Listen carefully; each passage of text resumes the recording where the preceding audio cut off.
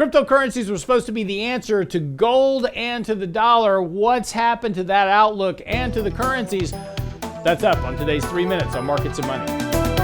Beginning back in 2015, there was really a big movement towards the cryptocurrency in terms of the investing world itself, as it was believed to be that gold was going to be displaced by cryptocurrencies. Cryptocurrencies, the new answer, was the digital gold. It was going to be the ability to combat inflation, a replacement for the US dollar.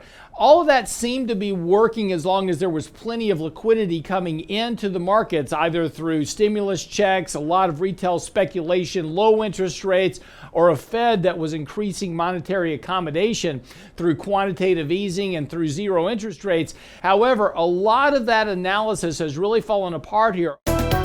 At the peak of the market last year, Bitcoin was running right around $70,000 a coin. That has now fallen to as low as $20,000 overnight, bouncing a little bit this morning with the markets. But the point here is that a lot of that premise about the replacement for being gold, a hedge against inflation, has really fallen apart as the speculative nature behind the coin itself has really evaporated here as losses continue to mount. And just like any speculative asset, when those losses mount enough and you begin to trigger margin calls and just negative sentiment in an environment, you begin to get liquidation events.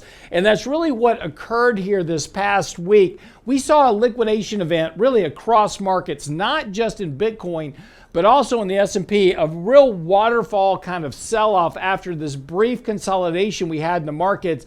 A lot of that really smacks of margin liquidation. We kind of hit that point at 20%. We discussed this before, is that once markets kind of hit that 20% point, you're going to see a liquidation event as margin calls start to come in. And so I won't be surprised to see a fairly significant reduction in margin debt in the next report from FINRA.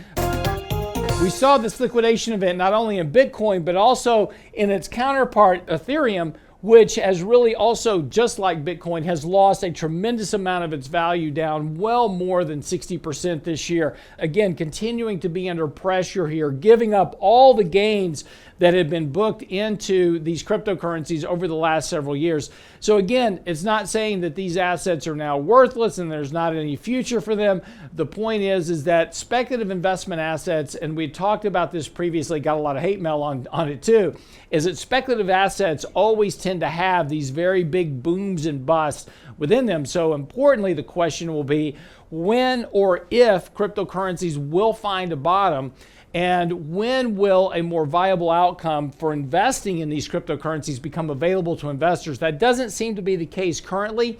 However, from a tradable standpoint, we're starting to push very deep deviations in these markets from long-term moving averages that suggest you could get a very decent tradable rally.